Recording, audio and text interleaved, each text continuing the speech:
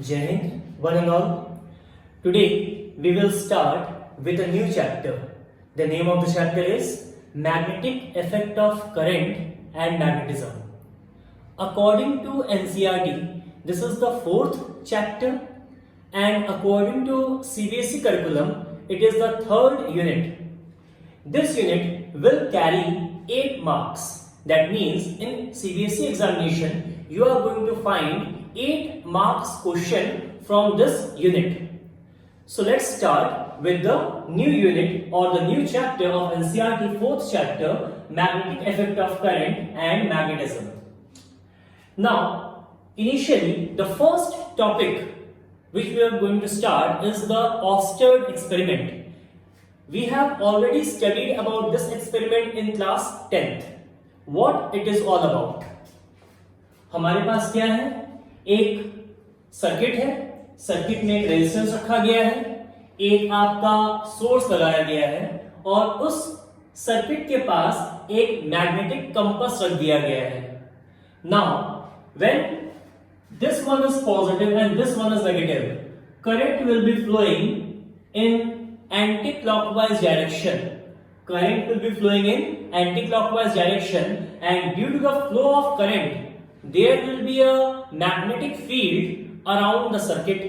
अब ये जो मैग्नेटिक फील्ड आया, ये हम कैसे समझेंगे, कैसे ऑब्जर्व करेंगे कि मैग्नेटिक फील्ड आया? By putting a magnetic compass near to it.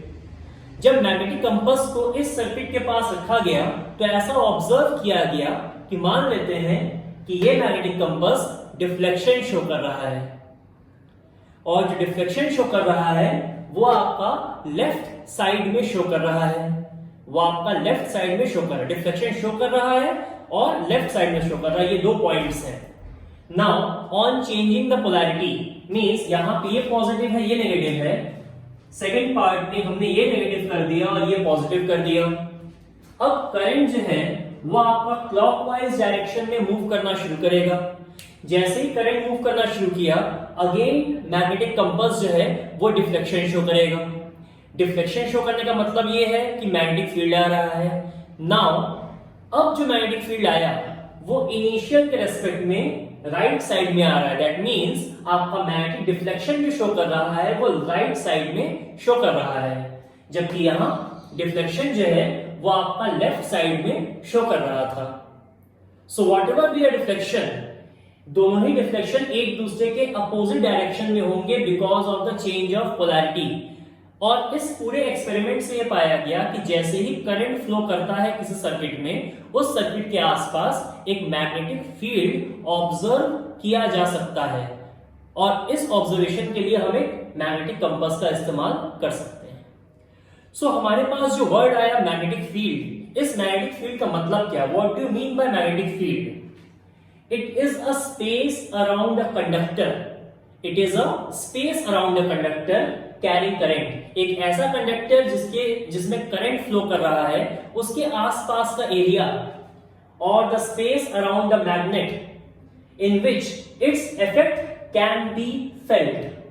Magnet के आसपास का एरिया जहां पे मैग्नेट दूसरे ऑब्जेक्ट्स पे एक फोर्स एक्सर्ट कर सकता है, या फिर एक ऐसा सर्किट जिसमें करंट फ्लो कर रहा हो और उस करंट की वजह से उस सर्किट में मैग्नेटिक फील्ड आया और उस मैग्नेटिक फील्ड का इफेक्ट अपने आसपास के ऑब्जेक्ट्स पे पड़ रहा है.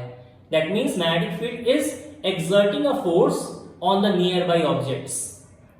सो वो जो आसपास का एरिया होगा, वो जो स्पेस चार्ज रीजन होगा, उस स्पेस चार्ज रीजन को हम लोग क्या कहेंगे? मैग्नेटिक फील्ड कहेंगे.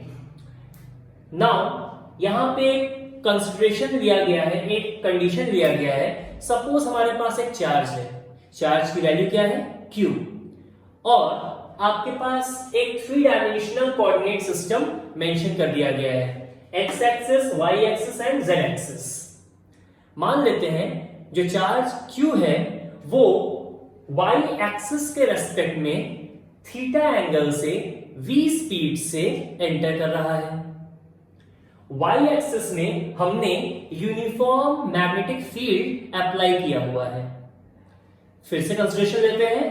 हमारे पास एक 3 डायमेंशनल कोऑर्डिनेट सिस्टम है x y z. y direction में हमने क्या दिया हुआ है, एक यूनिफॉर्म मैग्नेटिक फील्ड दिया हुआ है। y डायरेक्शन के रेस्पेक्ट में एक चार्ज q v स्पीड से ट्रैवल करता है, making an angle of theta with respect to y axis. देखिए y एक्सिस के रेस्पेक्ट में चार्ज q जो है वो एंटर कर रहा है थीटा एंगल बनाते हुए। तो थीटा एंगल जो है y एक्सिस के रेस्पेक्ट में है, that means v is a vector quantity, v का एक कंपोनेंट यहां काम करेगा, v का एक कंपोनेंट यहां वर्क करेगा, उसे हम क्या कहेंगे, v cos थीटा। एक और कंपोनेंट काम करेगा जो कि परपेंडिकुलर वर्क करता है, जिसका नाम क्या है, v sin theta. So force कौन एक्सपीरियंस कर रहा है, चार्ज एक्सपीरियंस कर रहा है, किसकी वजह से एक्सपीरियंस कर रहा है, मैग्नेटिक फील्ड की वजह से एक्सपीरियंस कर रहा है। That's why F is directly proportional to Q. F is directly proportional to Q. Now F is again directly proportional to V sin theta. Means velocity का जो sin component है, velocity का जो sin component है, उस पे depend कर रहा है force. So force is directly proportional to V sin theta and force is directly proportional to B. ये B जो आपका मैग्नेटिक फील्ड है उस पे डिपेंड कर रहा है। नाउ तीनों को कंबाइन किया गया, F is proportional to QVB sin theta, proportionality sign हटा, उसे हम K अप्लाई किए, K is the force constant, एक कांस्टेंट प्रोपोर्शनलिटी कांस्टेंट की तरह इस्तेमाल किया जा रहा है। अगर K की वैल्यू 1 होती है तो हम इसे वेक्टर फॉर्म में रिप्रेजेंट कर सकते हैं, और जब भी वेक्टर फॉर्म में रिप्रेजेंट करेंगे, Q आपका मैग्नीट्यूड है, यहां पे Q एक चार्ज की तरह इस्तेमाल किया जा रहा है, V cross B actually velocity जो है वो मैग्नेटिक फील्ड के साथ थीटा एंगल बना रहा था। दैट्स व्हाई यहाँ पे v क्रॉस b, जब भी साइन को हम कन्वर्ट करते हैं वेक्टर क्रॉस प्रोडक्ट में, तो v क्रॉस b की फॉर्म में उसे लिखा जाएगा। तो यहाँ पे फोर्स भी आपका वेक्टर साइन के साथ लिखा जाएगा। और ये जो आपका आंसर आया, ये answer right hand screw rule के अकॉर्डिंग आया, जो हम लोग अगेन क्लास 11th वेक्टर्स में पढ़ चुके हैं। Using the right hand screw rule, we can find the direction as well as the value of force. We can find the direction as well as the value of force. Moving on to the next